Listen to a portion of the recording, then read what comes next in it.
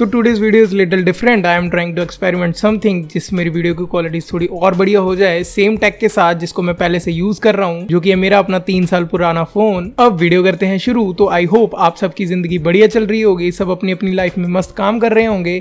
लेकिन अगर आपकी लाइफ में थोड़ा सा समय ऐसा जा रहा है जिसको आप या तो वेस्ट कर रहे हो या फिर उसको पास करने की कोशिश कर रहे हो, तो आज की वीडियो उस टाइम वॉइड को फिल करेगी, ये मैं कह सकता हूँ। तो अब वीडियो में आगे बढ़ने से पहले लाते हैं वीडियो का टॉपिक। हे गाइस, मेरा नाम है अनमोल एंड आज की वीडियो में मैं बात करने वाला हूँ डार्लिंग इन द फ्रैंक्स नाम के एनिमे के बारे में, जिसके चलते मैं वीडियो में कुछ पॉइंट्स डिस्कस करूंगा एंड आपको बताऊंगा कि क्या ये आपके लिए देखना वर्थ इट रहेगा या फिर नहीं। So let's begin. तो अब आई डोंट नो, बिना एक्स्ट्रा डिटेल दिए इसके प्लॉट के बारे में मैं आपको कैसे बताऊं। वेल, इसका नाम ही इसका प्लॉट है, जो कि है darling in the Franks. Well, यहाँ पे फ्रैंक्स कहा गया है एक ह्यूमन ऑपरेटेड रोबोट्स को, जिनमें से एक होता है डार्लिंग एंड दूसरी होती है उसकी लवर। That's it. इससे ज्यादा मैं आपको कुछ भी नहीं बताना चाहूंगा एंड ये करते हुए आपका मजा खराब नहीं करना चाहूंगा एंड आपको ऐसे ही सस्पेंस में छोड़ देना चाहूंगा। तो अब बात कर लेते हैं शो के कुछ टेक्निकल एस्पेक्ट्स के बारे में, जो कि है कि ये शो सिर्फ एक ही सीजन में अवेलेबल है, जिसमें आपको देखने को मिलेंगे in total 24 episodes with the average duration of 20 to 22 minutes each. Intro outro को एक्सक्लूड करते हुए, जो कि अवेलेबल है Japanese language and English dub में, जिसको कि स्टार्टिंग में मैंने देखना शुरू किया था Japanese with English subtitles, but then I later shifted on to English with English subtitles. Well, अब बात कर लेते हैं कि आप इसको लीगली कैसे देख सकते हैं इंडिया में। तो वेल, जस्ट सिंपली आपको करना क्या होगा, नेटफ्लिक्स पे लॉग इन कीजिए, साउथ कोरिया का एक बढ़िया सा वीपीएन लगाइए and there you go, you can watch it on Netflix in India.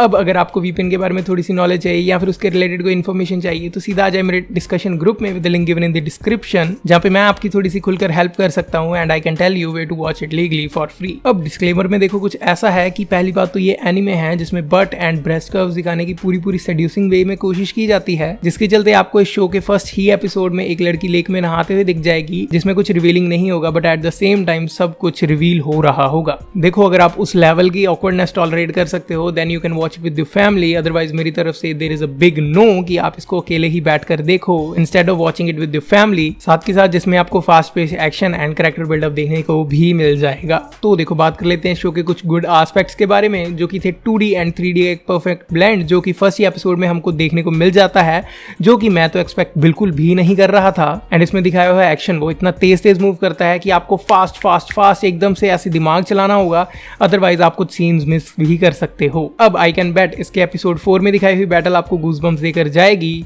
अगर नहीं तो आप उसको देखते वक्त काफी ज्यादा अच्छा फील करोगे। एंड ऑल्सो इसके पहले 3 एपिसोड इतने ज्यादा फ्लूइड थे कि कब हाथ से पानी की तरह वो फिसल गए मेरे को खुद भी पता नहीं चला। Fighting sequence and action scenes are intense and आपको उसमें थ्रिल फील होता है। फाइट देखते वक्त आपको ऐसा महसूस होता है कि सामने कैरेक्टर्स पूरी जद्दोजहद करते हैं जीतने के लिए, एंड वही एक्शंस के वक्त दिखाए जाने वाला screen play and visuals were great and best, I would say. Episode 4 and 6 की ending was pretty special and जब ऐसी चीजें आपको आने वाले एपिसोड्स में देखने को जब मिलेंगी तो hello you love this anime even more. But मेरी इतनी सी बात सुनने के बाद इससे एक्सपेक्टेशंस ज्यादा मत रखना, because as I always say, जहां पे एक्सपेक्टेशंस होती हैं वहां डिसअपॉइंटमेंट के चांसेस भी होते हैं। लेकिन ये सीरीज आपको डिसअपॉइंट बिल्कुल भी नहीं करेगी, बट वहां पे मैं कुछ नहीं कर सकता कि अगर आप आसमान लेवल के एक्सपेक्टेशंस लगाकर जाओ और सीरीज में आपको अगर पहाड़ देखने को मिले और फिर आप डिसअपॉइंट फील करो। तो अब आई don't know if it comes under spoiler और नॉट, बट एपिसोड 13 की एंडिंग में आपको लिटरली मतलब पता चल जाएगा डार्लिंग वर्ड का, एंड ओ डार्लिंग, मैं लिटरली इसको देखते वक्त गूज़बम्प्स से भर गया था। लेकिन अगर आप थोड़े ऐसे पर्सन हो जो काफी ज्यादा इमोशनली इफेक्ट हो जाते हो या फिर इजीली इमोशनल ट्रिगर हो जाते हो,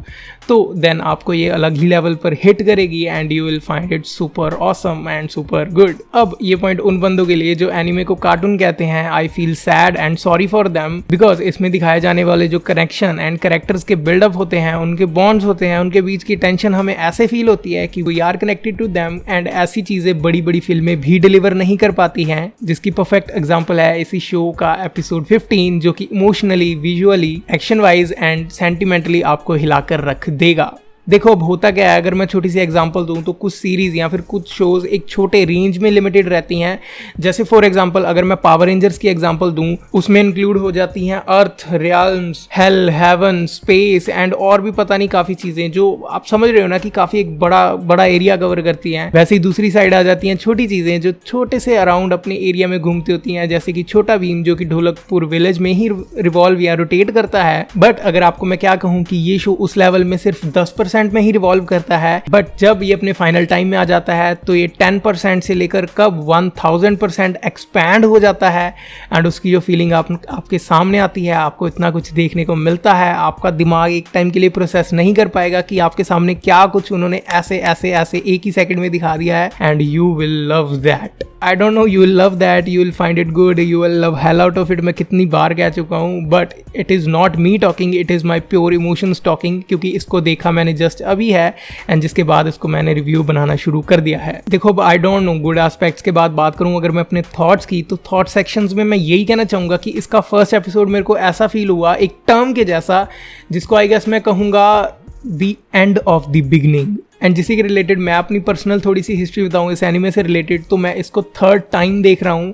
अब वो कैसे, क्योंकि मेरे दोस्त ने मेरे को काफ़ी बार ये रेकमेंड या फिर सजेस्ट किया कि इसको मैं देखूँ, बट हर बार कुछ ना कुछ सर्कमस्टांसिस के चलते मैं इसको नहीं देख पा रहा था। एंड फर्स्ट एपिसोड के 15 मिनट ही हर बार मैं देख पा रहा था, जिसके बाद finally this time I watched this anime episode 1 to episode 24 completely in one go. And even मैंने अपने दोस्त को कह दिया था कि जब तक मैं इसकी वीडियो बनाकर रेडी ना कर दूं, एंड प्लीज़ मेरे को इसके बारे में रिमाइंड करवाता रही हो, so thank you for that. अब देखो, इसको इनिशियली थ्रू आउट देखते वक्त मेरे को जिस चीज़ की सिमिलर वाइब आ रही थी उसका नाम है पैसिफिक रिम, क्योंकि उसमें भी ऐसे सिमिलर कंसेप्ट होता है कि धरती में से काइजूज निकलते हैं, उनको रोकने के लिए येगर्स बनाए जाते हैं जिनको ऑपरेट करने के लिए 2 ह्यूमन बॉडीज चाहिए होती हैं।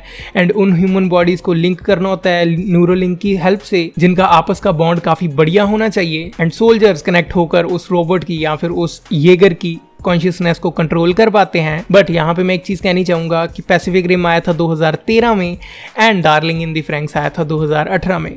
सो there might would be a little coincident कि ये दोनों एक दूसरे से, मतलब Darling in the Franxx Pacific Rim से अडेप्टेशन हो सकती है, but I might be wrong here. See वैसे व्हाट आई से कि I prefer to watch the stuff in its original language, जो कि इसका भी मैंने स्टार्ट किया था जापानीज विद इंग्लिश सबटाइटल्स के साथ, but the very next moment when I shifted to English with English subtitles, हालांकि इसके सबटाइटल्स मैच नहीं हो रहे थे, बट इसका English dub was very good and so emotional कि आपको ऐसे पकड़ के क्रश कर दे, वो तोड़ दे मरोड़ दे, इतने ज्यादा बढ़िया उसके डायलॉग थे एंड एक स्वीट स्पॉट को हिट करते हैं जो। तो अगर वीडियो यहाँ तक देखने के बाद आपने मन बना लिया है इस शो को देखने का, तो व्हाट आई वुड से कि आप इसको देखना शुरू तो कर दोगे, लेकिन आपको पेशेंस साथ में बहुत ज्यादा रखना पड़ेगा, बिकॉज आपको नहीं पता कि स्टार्टिंग में इसका विलन कौन होगा, इसकी हायर अथॉरिटीज कौन है, ये बच्चे कौन है, ये रोबोट्स एंड ये डार्लिंग एंड ये फ्रैंक्स का मतलब क्या है।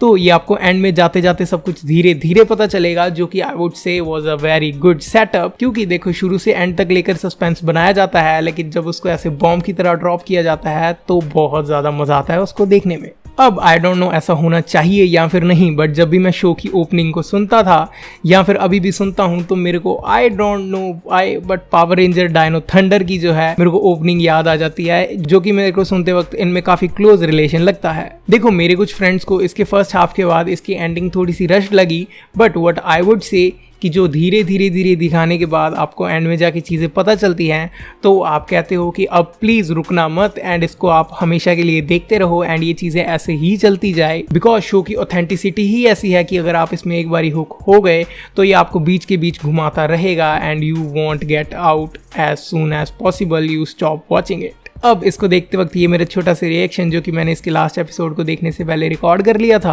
आई don't know if I mentioned it before या फिर नहीं, बट ये आपकी फीलिंग्स को तोड़ मरोड़ कर रख देगा।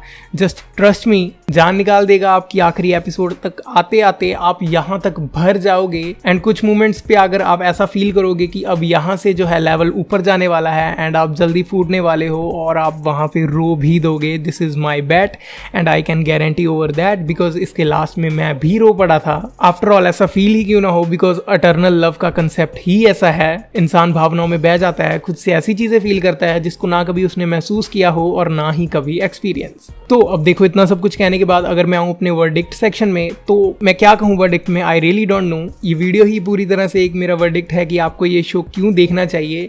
एंड अगर आपने मेरी पास्ट वीडियोस देखी होंगी तो देयर इज अ पैटर्न कि मैं सिर्फ अच्छी चीज़ों पे ही रिव्यू बनाता हूँ। जो चीज़ मेरे को पसंद नहीं आती या फिर आई फील लाइक कि उसको देखकर आपका टाइम वेस्ट होगा, दैट आई वॉन्ट सजेस्ट। वरना जगामे ठंडी राम की रिव्यू वीडियो आपको इस चैनल पर देखने को मिल जाती, but I haven't made that because I know watching it would be a time waste. But वहीं if you join my discussion group with the link given in the description. तो वहां पे मैं अपने फर्स्ट थॉट्स या फिर first reaction review share करता रहता हूँ कि आपको ये चीज देखनी चाहिए या फिर नहीं, जो कि एक तरह से होता है मेरा अर्ली रिव्यू चैनल पे वीडियो डालने से पहले। So if you want that, join कर लो मेरा डिस्कशन ग्रुप, जहां पे आपको मैं अक्सर ऑनलाइन दिख जाऊंगा, आपके मैसेजेस के रिप्लाई करते हुए, प्रॉब्लम्स के सोल्यूशन देते हुए एंड इश्यूज को रिजॉल्व करते हुए। अब इसी के साथ साथ ये थी video darling in the Franks anime के ऊपर। अब कल एक और वीडियो आएगी जिसके बाद वेडनेसडे को फाइनली हमें देखने को मिलेगा लोकी के सीजन 1 का फाइनल एपिसोड, जिसके बाद I will try my best to make the top 10 video जो मैंने सबसे पहले 69 सब्सक्राइबर्स के ऊपर प्रॉमिस की थी। बट अगर आप वीडियो में अब तक यहाँ बने हुए हो तो वीडियो को लाइक कर दो, पहले से नहीं किया हो तो चैनल को सब्सक्राइब कर दो। मैं मिलता हूँ आपसे जल्दी नई वीडियो में, तब तक के लिए take care and thank you for watching this video.